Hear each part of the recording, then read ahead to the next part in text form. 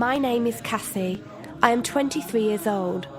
I graduated as a qualified nurse this year and was given my first position as a home nurse. My patient was an English gentleman in his early 80s who suffered from Alzheimer's.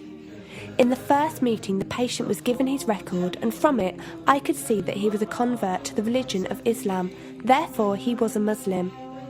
I knew from this that I would need to take into account some modes of treatment that may go against his faith, and therefore try to adapt my care to meet his needs. I bought in some halal meat to cook for him and ensured that there was no pork or alcohol in the premises, as I did some research which showed me that these were forbidden in Islam. My patient was in a very advanced stage of his condition, so many of my colleagues could not understand why I was going through so much effort for him. But I understood that a person who commits to a faith deserves that commitment to be respected, even if they are not in a position to understand. Anyway, after a few weeks with my patient, I began to notice some patterns of movement. At first, I thought it was some copied motions he'd seen someone doing, but I saw him repeat the movement at particular times, morning, afternoon, evening. The movements were to raise his hands, bow, and then put his head to the ground. I could not understand it. He was also repeating sentences in another language.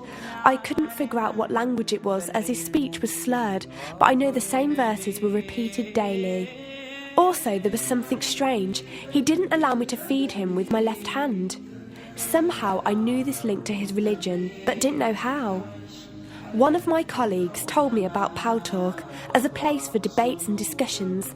As I did not know any Muslims except for my patient, I thought it would be good to speak to someone live and ask questions.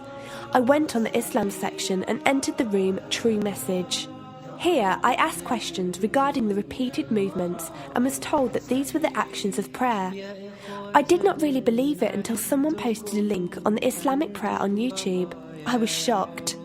A man who has lost all memory of his children, of his occupation, and could barely eat and drink, was able to remember not only actions of prayer, but verses that were in another language.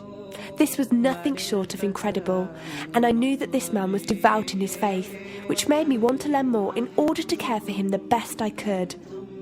I came into the Paltalk room as often as I could, and was given a link to read the translation of the Quran and listen to it. The chapter of the bee gave me chills, and I repeated it several times a day.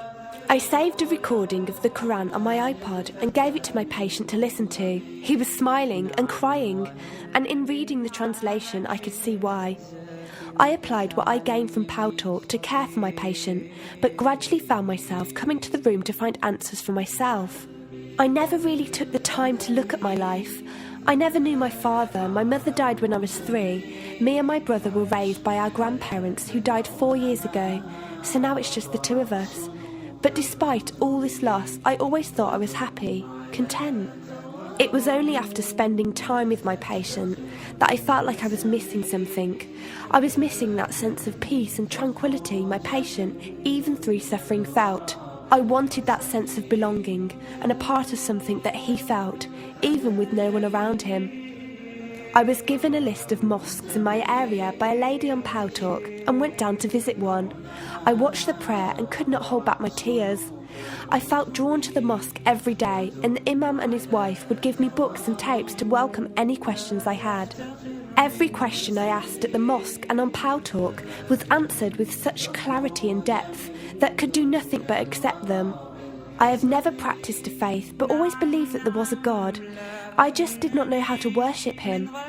One evening I came onto Paltalk, and one of the speakers on the mic addressed me. He asked me if I have any questions. I said no.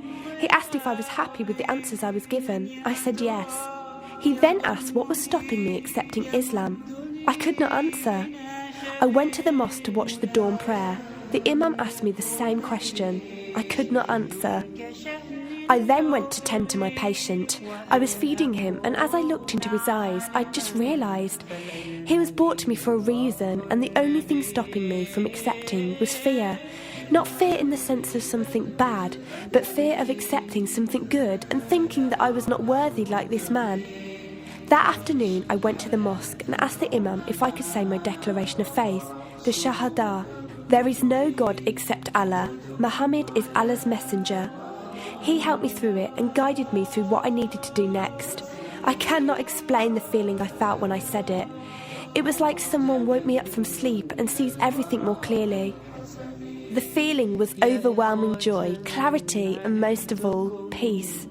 The first person I told was not my brother, but my patient. I went to him, and before I even opened my mouth, he cried and smiled at me. I broke down in front of him. I owed him so much. I came home and logged onto Paltalk and repeated the Shahada for the room. They all helped me so much, and even though I had never seen a single one of them, they felt closer to me than my own brother. I did eventually call my brother to tell him, and although he wasn't happy, he supported me and said he would be there. I couldn't ask for any more. After my first week as a Muslim, my patient passed away in his sleep while I was caring for him. Inna lillahi wa inna ilaihi raji'un. He died a peaceful death, and I was the only person with him. He was like the father I never had, and he was my doorway to Islam. From the day of my Shahada to this very day, and for every day for as long as I live, I will pray that Allah shows mercy on him and grant him every good deed I perform in the tenfold. I loved him for the sake of Allah, and I pray each night to become an atom's weight of the Muslim he was. Islam is a religion with an open door. It is there for those who want to enter it. Verily, Allah is the most merciful, most kind.